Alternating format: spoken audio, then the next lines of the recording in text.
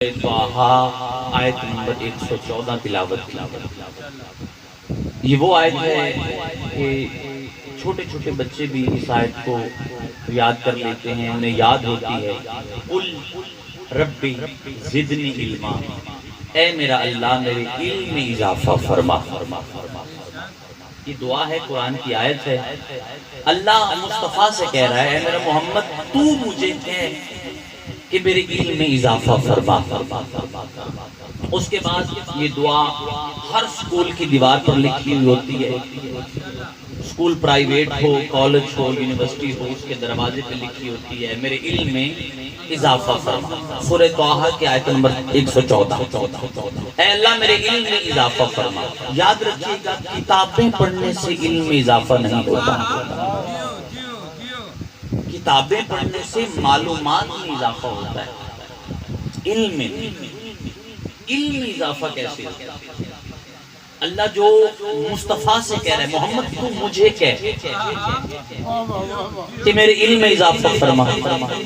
और फिर हम जैसे मौलवियों ने उठाई इस आयत को और दीवारों पे लिख दी कि पढ़ो किताबें, इल्म में इजाफा होगा।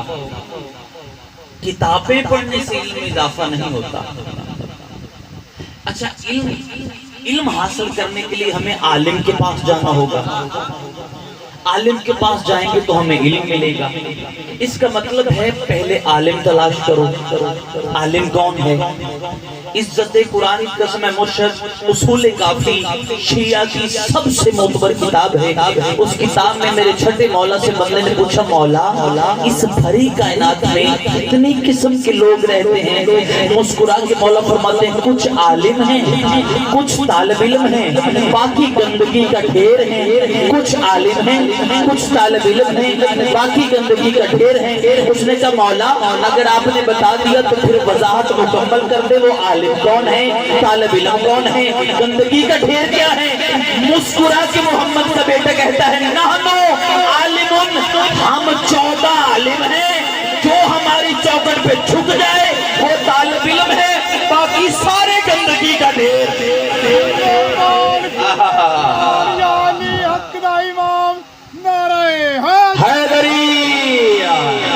आप जी सदा सलामत रहें, मेरे मौला का फरमा। तो भाई इल्म में जो बंदे कह रहे हैं, बच्चे कह रहे हैं, शिया सुन्नी मिलकर कह रहे हैं, अल्लाह कुल रब्बी ज़िदनी इल्मा, हमारे इल्म में इजाफा फरमा। तो आलिम के पास तो जाओ ना, आलिम के पास जाओ तो इल्म में इजाफा होगा। तो इसका मतलब है हमें आना पड़ेगा दहलीज़ हुसैन पर।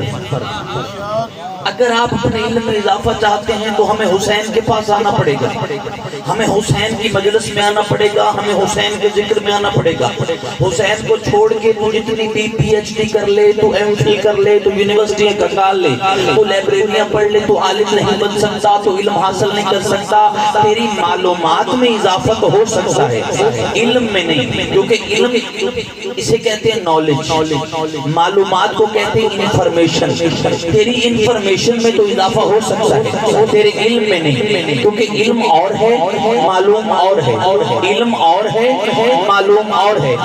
मालूमात, किताबें पढ़ो तो मालूमात में इजाफा, हुसैन की दहलीज पर आओ तो इल्म में इजाफा। इल्म और है, मालूम और है। अगर किसी को अभी इल्म और मालूम की समझ नहीं आई तो एक जुमला कहूँ, सारे समझे। इल्म और है, मालूम और है। किताबें पढ़ोगे तो मालूमात में, मालूम में इजाफा। इल्म नहीं हासिल कर सकते, इल्म के लिए आलिम के पास आना पड़ेगा। इल्म और है, मालूम और है।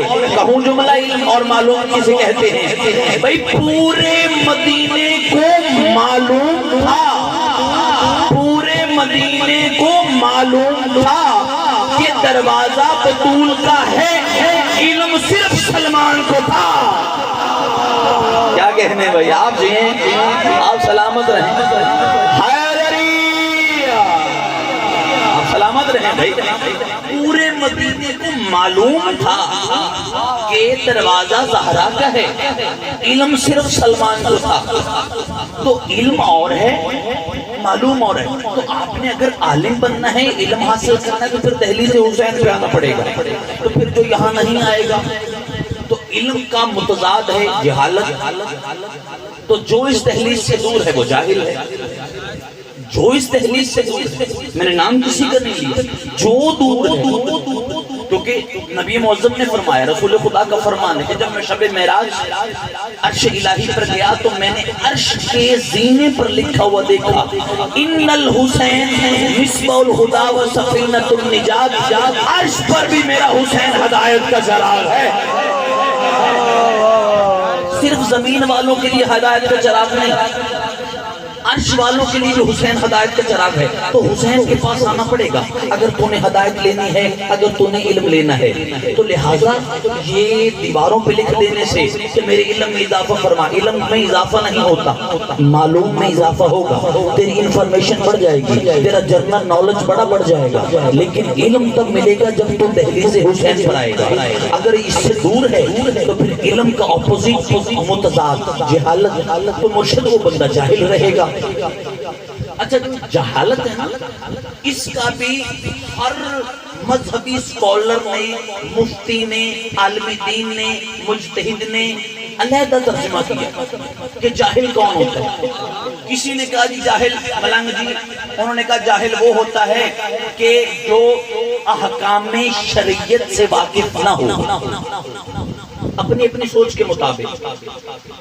اس نے کہا جاہل وہ ہوتا ہے جو احکام شریعت سے واقف نہ ہو۔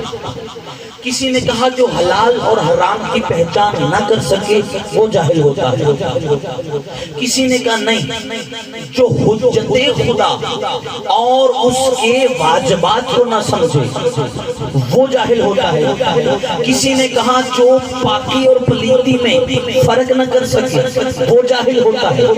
ہر اسکالر نے، مفتی نے، عالم دین نے، مجتہد نے اپنی اپنی روح کے مطابق، پرواز کے مطابق، سمجھ کے مطابق، ادراک کے مطابق جہالت کا ترجمہ کیا۔ کسی نے کہا جو احکام شریعہ کو نہ سمجھے، کسی نے کہا جو ادلہ شریعہ کو نہ سمجھے، کسی نے کہا جو حلال و حرام کی پہچان نہ کر سکے، کسی نے کہا جو پاک اور ناپاک کا فرق نہ سمجھے وہ جاہل ہوتا ہے۔ نبیوں کے سلطان سے صحابی نے پوچھا تھا یا رسول اللہ آپ کی نظر میں جاہل کون ہے؟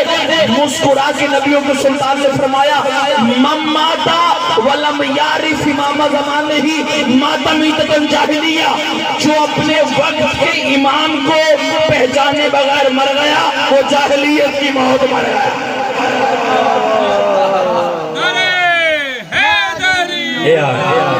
جو اپنے وقت کے امام کو پہچانے بغیر مر گیا وہ جاہلیت کی موت مر گیا۔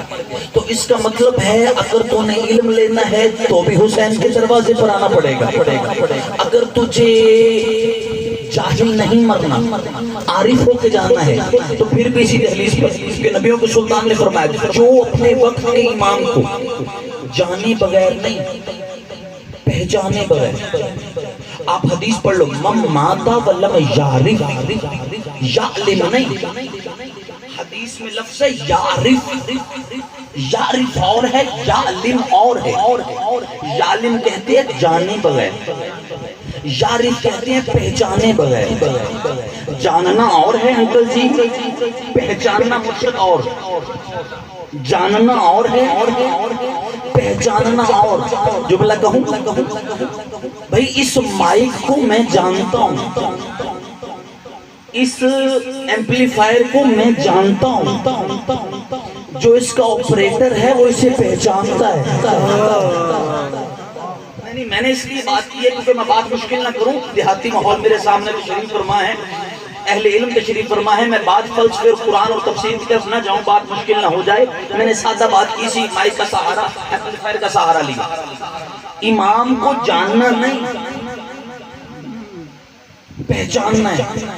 حدیث کا لفظ ہے، رسول خدا یہ بھی کہہ سکتے تھے من مات ولم یعلم امام زمانہ مات میتۃ الجاہلیہ، جو اپنے وقت کے امام کو جانے بغیر مر گیا، جانے بغیر نہیں، یعرف پہچانے بغیر۔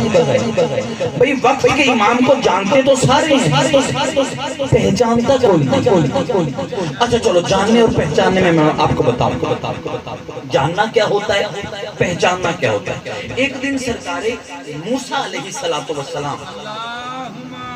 اللہم صلی اللہ محمد وعلی محمد، میرے بادشاہ حسین کی پاک ذات پر درود و سلام، سرکار موسیٰ چلے گئے اللہ سے ہم کلام ہونے کے لیے کوہ طور پر، جیسے اللہ سے گفتگو شروع ہوئی نا جناب موسیٰ کی، تو خدا نے جلوت کی خلوت میں مسکرا کے، کیونکہ بڑا لاڈلا نبی تھا جناب